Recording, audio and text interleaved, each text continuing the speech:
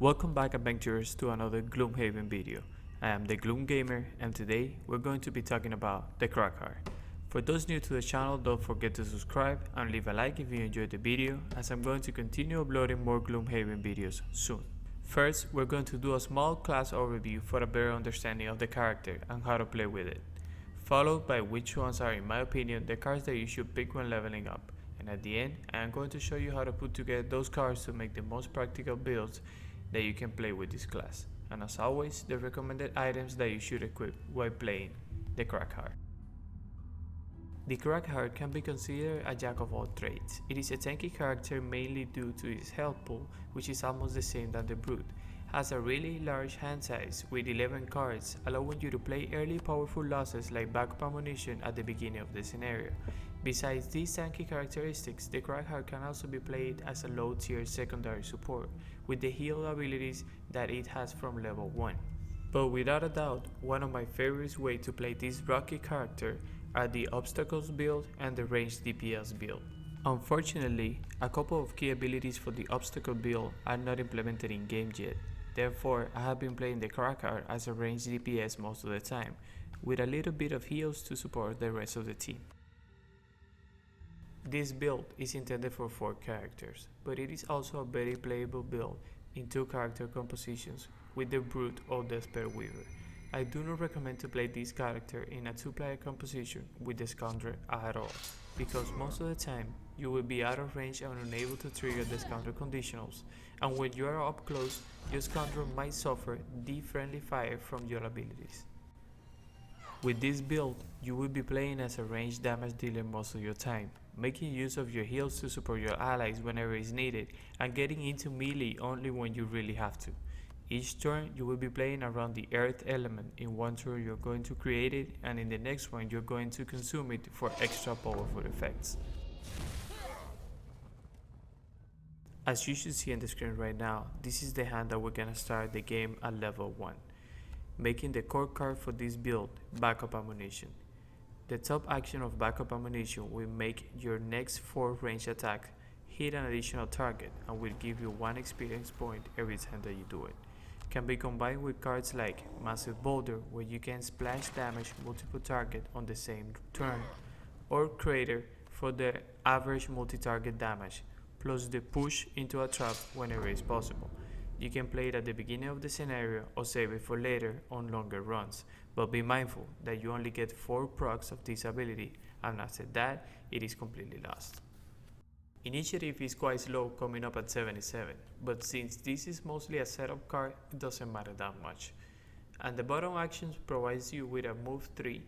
Just in case you decide not to play this top at the very beginning, you can use the bottom for movement. And since you're going to be ranged, move 3 should do the job for you just fine. While a level 2 explosive punch comes with great initiative and movement for the Cragheart, it is not what we're looking for. Since this is a ranged build and intended for 4 players, I'd rather take Sentient Growth at this level. The top action will allow you to attack your enemies and heal your melee allies at the same time, making a fine addition to your ranged arsenal. And the bottom half, it is a move 2 with a small heal for allies and a small true damage to all adjacent enemies. That's why in a 4 character composition I would take Sentient Growth and remove Opposing Strike.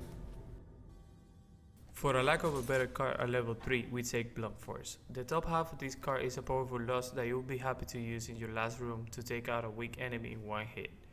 Attack 8 plus 2 experience if you consume Earth is really good card in my opinion, even for a lost action. This card has one of the lowest initiative that you're ever going to get as a Cragheart, coming up at 21, and the bottom half provides you with a move 2 action Retaliate 1 XP that you can spam until you get to the last room or decide to use the top half of this card. At level 3, add Blunt Force and remove Rock Tunnel. At level 4, while Kinetic Assault seems like a good card, remember that this is a ranged build and Rock Slide seems to fit that purpose better, creating 3 obstacles in range 4, dealing 2 true damage to enemies adjacent to them, creating Earth, and gaining 1 XP in a non-lost card is just great. This card will deal incredibly good with shielded enemies, and if it's played properly, you can make some distance between you and your enemies, or even force them to take the path that you want them to take. The bottom action will allow you to cover great distances like never before with a move 6 action as long as it is in a straight line. At level 4, take Rock Slide and remove Avalanche. At level 5, we get the insta-kill card Petrify.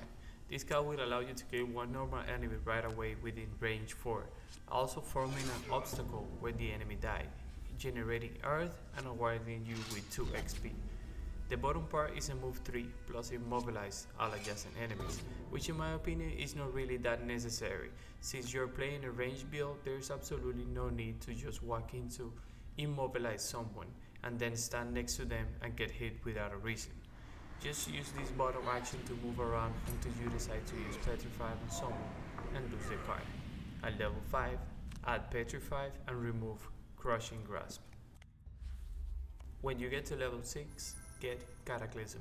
This card is absolutely crazy. The top half, even for a lost action, is great. It covers a huge area, and if you consume earth, becomes an attack 6 with immobilize to all the enemies caught in the attack.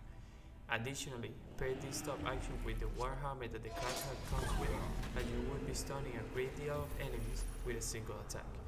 Initiative is 26 for those fast needed turns, and the bottom action can easily become a 6 since creating earth is very easy for the Cragheart. Again, use the bottom action until the proper conditions are given for the really good Cataclysm. At level 6, add Cataclysm and remove Dirt Tornado. Once you get to level 7 and above, you will realize that the level 7, 8 and 9 original cards from the board game are not implemented in the digital game yet. Therefore, the only choices you're going to have are the cards that you didn't pick up before, these being Explosive Punch from level 2, Kinetic Assault from level 4, and Dick Picked from level 6. And please note that at any given point you can switch these cards into your deck and try them out, but in all honesty, the only one that I really recommend for this build is Explosive Punch, because by using this card, I have been able to deal a high amount of damage up to 4 enemies surrounding an obstacle all at once. It is a very situational top action, that's true, but it also comes with a really nice move 4 on the bottom, and with initiative 28, your Cragheart will be able to play those early turns whenever it's needed. And with all of that being said, this is what your final build at level 7 should look like. With all this arsenal that we put together so far, you should be able to defeat adventure mode with no problem, like I did myself a couple times. Use backup ammunition to maximize your range damage. Pair it with cards like Massive Boulder, Crater, or Forceful Storm.